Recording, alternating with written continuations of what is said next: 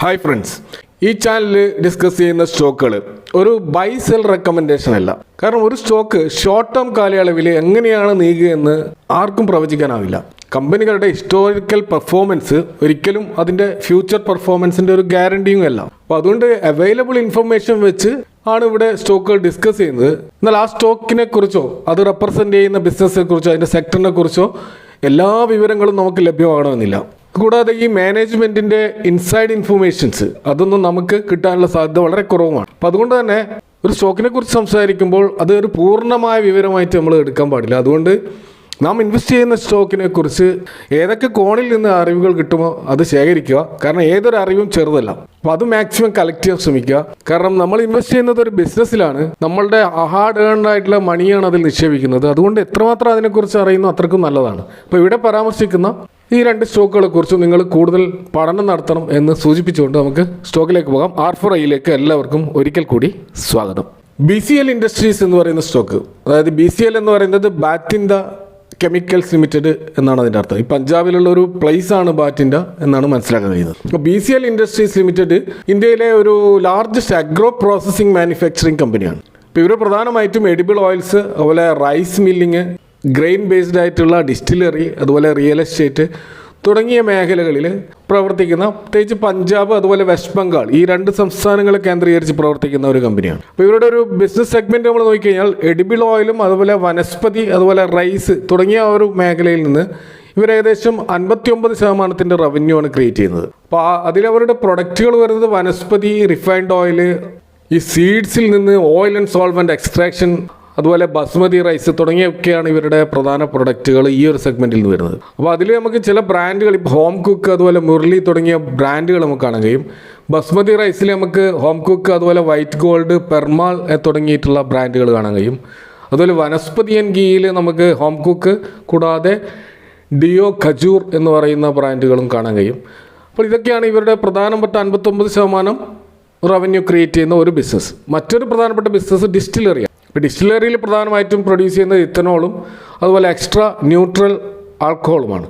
ഇത് ലിക്കർ ഉൽപ്പാദനത്തിന് ആവശ്യമായിട്ടുള്ള neutral alcohol produce ചെയ്യാണ്. കാരണം ഈ ഒരു ആൽക്കഹോളാണ് വിസ്കി, ജിൻ, റം, വോഡ്ക തുടങ്ങിയുള്ള ഈ ലിക്കർ പ്രൊഡക്റ്റുകളിൽ ഉപയോഗിക്കുന്നത്. അപ്പോൾ ഇന്ത്യയിലെ പല ലിക്കർ കമ്പനികളുടെ ഇവരുടെ പ്രധാന ഒരു ക്ലയൻറ്റാണ്. ഇത് കൂടാതെ ഇവരുടെ സ്വന്തമായ ബ്രാൻഡുകൾ നോക്കുകയാണെങ്കിൽ അസ്ലി സാൻഡ്ര, അതുപോലെ രഞ്ജ, സോംഫി, പഞ്ചാബ് സ്പെഷ്യൽ, കോസി ഡ്രൈ, റെഡ് റോയൽ, സമ്മർ ഷെഫ് തുടങ്ങിയിട്ടുള്ള ബ്രാൻഡുകൾ, ലിക്കർ ബ്രാൻഡുകൾ നമുക്ക് ഈ ഒരു കമ്പനീൻ്റെ കാണാൻ കഴിയും.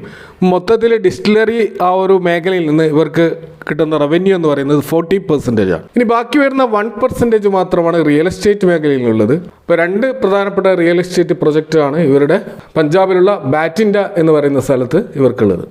ഈ ഒരു ബാറ്റിൻ്റെയാണ് ഈ കമ്പനിയുടെ BCL എന്നുള്ള പേരിലേക്ക് കൺവേർട്ട് ചെയ്യപ്പെട്ടുള്ളത്. കമ്പനിയുടെ മാർക്കറ്റ് ക്യാപ്പ് നോക്കുകയാണെങ്കിൽ 1966 കോടിയുള്ള ഒരു ചെറിയ കമ്പനിയാണിത്. കറണ്ട് പ്രൈസ് 66 രൂപയാണ്. ഇതിൻ്റെ 52 വീക്ക് ഹൈയിൽ നിന്ന് 22% ഡൗൺ ആയിട്ടാണ് ഈ സ്റ്റോക്ക് നമുക്ക് കാണാൻ കഴിയുക. ഇൻഡസ്ട്രി PE ആയിട്ടുള്ള 35.7 നിന്ന് താഴെ 20.8 എന്നുള്ള PE റേഷ്യോയിലാണ് നമുക്ക് ഈ സ്റ്റോക്ക് കാണാൻ കഴിയുന്നത്. ഇതിൻ്റെ ഒരു സെയിൽസ് CAGR നമ്മൾ നോക്കിക്കഴിഞ്ഞാൽ 5 ഇയേഴ്സിൻ്റെ 19%, 3 ഇയേഴ്സിൻ്റെ 14%, ട്രailing 12 മന്ത്സിൻ്റെ 25%. അപ്പോൾ ഈ വർഷം നല്ലൊരു ഗ്രോത്താണ് ഈ സ്റ്റോക്കിൽ നമുക്ക് കാണാൻ കഴിയുന്നത്. അപ്പോൾ അതിൽ നിന്ന് മനസ്സിലാക്കുന്നത് ഇതിൻ്റെ പ്രോഫിറ്റ് സ്റ്റേബിളായിട്ട് മുന്നോട്ട് പോകുന്നുണ്ട്, സെയിൽസ് വർദ്ധിക്കുന്നുമുണ്ട്. ഇനി ഡെറ്റ് ടു ഇക്വിറ്റി റേഷ്യോ നോക്കുകയാണെങ്കിൽ 0.7 മേലെയുള്ള ഒരു ഡെറ്റ് ഈ കമ്പനി കാണാൻ കഴിയും, ഡെറ്റ് ടു ഇക്വിറ്റി കാണാൻ കഴിയും. അപ്പോൾ ഈ ബോറോയിങ്സ് നോക്കുകയാണെങ്കിൽ 438 കോടിയിൽ നിന്ന് 477 കോടിയായിട്ട് ഇവരുടെ ബോറോയിങ്സ് ഒരു വർഷം കൊണ്ട് വർദ്ധിച്ചതായിട്ട് കാണാം. എന്നാൽ റിസർവ് അതിനേക്കാൾ നന്നായിട്ട് വർദ്ധിച്ചിട്ടുണ്ട്. ഇപ്പോൾ 407 നിന്ന് 603 കോടിയായിട്ട് വർദ്ധിച്ചു. അപ്പോൾ അതൊരു നല്ല സൈനാണ്. കാരണം ഇവർക്ക് ഡെറ്റ് ഉണ്ടെങ്കിലും റിസർവ് നല്ല തോതിൽ വർദ്ധിക്കുന്നുണ്ട് എന്നുള്ളത് ഇവരുടെ ഡെറ്റ് ഒരു പ്രശ്നമായിട്ട് നമുക്ക് കാണാൻ കഴിയില്ല. അതുപോലെ ഫിക്സഡ് അസറ്റും നന്നായിട്ട് വർദ്ധിക്കുന്നുണ്ട്. 339 എന്ന ലെവലിൽ നിന്നും 641 എന്ന ലെവലിലേക്ക് വർദ്ധിച്ചതായിട്ട് കാണാം. അപ്പോൾ ഇവരുടെ ഡെറ്റ് വളരെ പോസിറ്റീവായിട്ടുള്ള കമ്പനി എക്സ്പാൻഷന് വേണ്ടിയിട്ടാണ് ഉപയോഗിക്കുന്നത് നമുക്ക് മനസ്സിലാക്കാം. പ്രൊമോട്ടേഴ്സ് ഹോൾഡിങ് 56%-ൽ നിന്നും 59.47 ആയിട്ട് വർദ്ധിച്ചിരിക്കുന്നു. ഈ കമ്പനി ഏറ്റവും അട്രാക്റ്റീവായിട്ട് എനിക്ക് തോന്നുന്ന ഒരു ഘടകം ഇതാണ്. കാരണം പ്രൊമോട്ടേഴ്സ് അവരുടെ സ്റ്റേക്ക് വർദ്ധിപ്പിക്കുക എന്ന് പറയുമ്പോൾ പ്രൊമോട്ടേഴ്സിന് ആ കമ്പനിയിൽ നല്ല തോതിലുള്ള ഇൻട്രസ്റ്റ് വർദ്ധിക്കുകയാണെന്നർത്ഥം. അപ്പോൾ അത് വളരെ പോസിറ്റീവായ ഒരു സൈനാണ്. പ്രത്യേകിച്ച് ഇൻവെസ്റ്റേഴ്സിന് നല്ലൊരു കോൺഫിഡൻസ് നൽകുന്ന ഒരു പ്രധാനപ്പെട്ട ഒരു ക്രൈറ്റീരിയ ആണത്.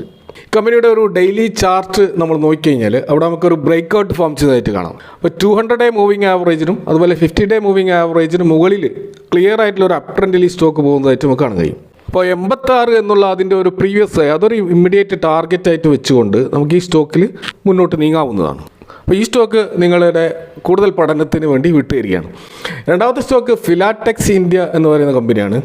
ഈ കമ്പനി പ്രധാനമായിട്ടും സിന്തറ്റിക് യാൺ, അതുപോലെ textile, polyester chips, narrow fabrics തുടങ്ങിയ മേഖലയിൽ പ്രവർത്തിക്കുന്ന കമ്പനിയാണ്. ഇവരുടെ ഒരു പ്രൊഡക്റ്റ് പോർട്ട്ഫോളിയോ നോക്കിക്കഴിഞ്ഞാൽ polyester chips, drawn textured yarns, partially oriented yarns, അതുപോലെ fully drawn yarns, air textured yarns, അതുപോലെ poly propylene multi filament crimp yarns, കൂടാതെ നാരോ വൂവൺ ഫാബ്രിക്സ് തുടങ്ങിയ വളരെയധികം നമുക്ക് അപരിചിതമായിട്ടുള്ള പല ടെക്നിക്കലായിട്ടുള്ള ടേംസും ഇവരുടെ യാൺ പ്രൊഡക്ഷനിൽ നമുക്ക് കാണാൻ കഴിയും.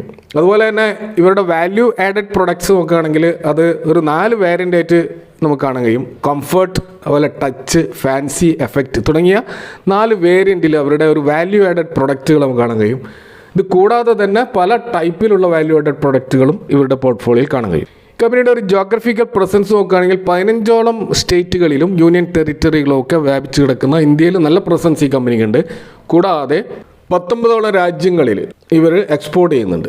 അപ്പോൾ ഇവരുടെ ഒരു സെയിൽസിൻ്റെ ഏകദേശം 10-12% എക്സ്പോർട്ടിൽ നിന്നാണ് ഇവർ റവന്യൂ ക്രിയേറ്റ് ചെയ്യുന്നത്. ഇവരുടെ ഒരു മാനുഫാക്ചറിങ് ഫെസിലിറ്റീസ് നോക്കുകയാണെങ്കിൽ അത് ലൊക്കേറ്റ് ചെയ്തിരിക്കുന്നത് ഗുജറാത്തിന് സമീപമുള്ള ദാദ്ര നഗർ ഹവേലി എന്ന് പറയുന്ന സ്ഥലത്താണ്.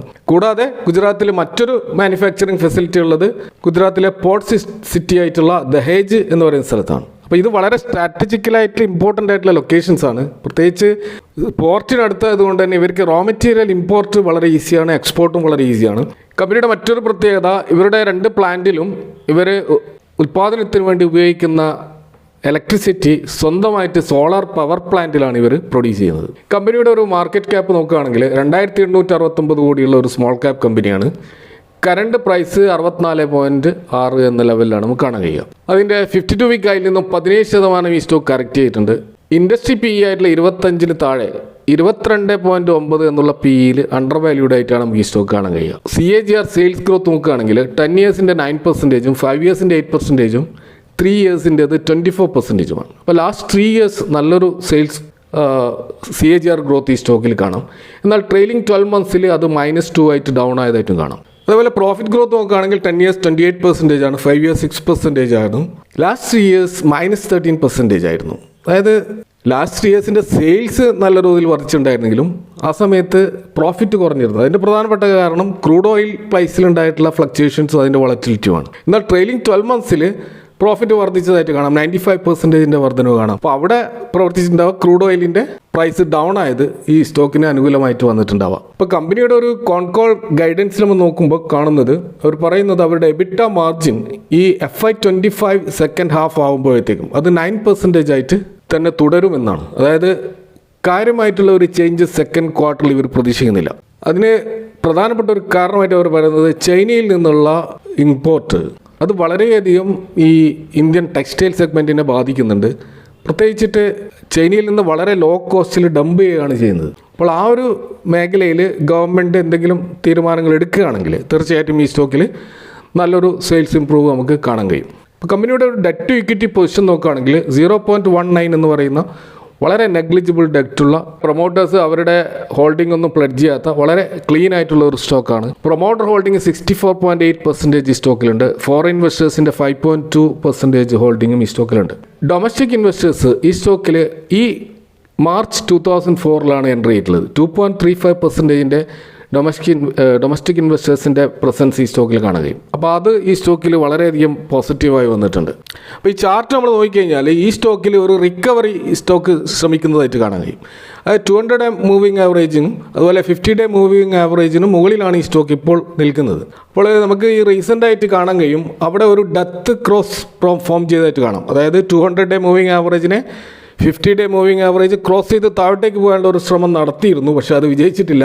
അതിനുശേഷം ഈ സ്റ്റോക്ക് അവിടെ നിന്ന് റിക്കവർ ചെയ്തായിട്ട് കാണാം. അപ്പോൾ 78 എന്നുള്ളൊരു ടാർഗറ്റ് ലക്ഷ്യമാക്കിയിട്ട് ഈ സ്റ്റോക്കിൽ നീങ്ങാവുന്നതാണ്. എന്നാൽ അവിടെ ശ്രദ്ധിക്കേണ്ട ഒരു കാര്യം FY25 പൂർത്തിയാകുന്നത് വരെയെങ്കിലും ഈ സ്റ്റോക്ക് നമ്മൾ ഹോൾഡ് ചെയ്യേണ്ടി വരും. കാരണം ഇതിൻ്റെ അടുത്ത ക്വാർട്ടറുകൾ അത്ര നല്ല റിസൾട്ട് വരാൻ സാധ്യതയില്ല എന്ന് കമ്പനി തന്നെ ഗൈഡൻസിൽ പറയുന്നുണ്ട്. അപ്പോൾ അതുകൊണ്ട് തന്നെ നമ്മളൊരു ഫൈനാൻഷ്യൽ ഇയർ കംപ്ലീറ്റ് ചെയ്യുന്നത് വരെയെങ്കിലും ഈ സ്റ്റോക്കിൽ ഹോൾഡ് ചെയ്യുന്നവർ മാത്രം ഈ സ്റ്റോക്കിൽ ഫ്രഷ് എൻട്രി എടുക്കുന്നതിൽ അർത്ഥമുള്ളൂ എന്നാണ് തോന്നുന്നത്. ഏതായാലും ഈ സ്റ്റോക്കും നിങ്ങളുടെ പഠനത്തിന് വിധേയമാക്കുക. ഈ സ്റ്റോക്കിനെ കുറിച്ചുള്ള നിങ്ങളുടെ അഭിപ്രായങ്ങളും പങ്കുവെക്കുക. Thank you for watching. See you next time with another video.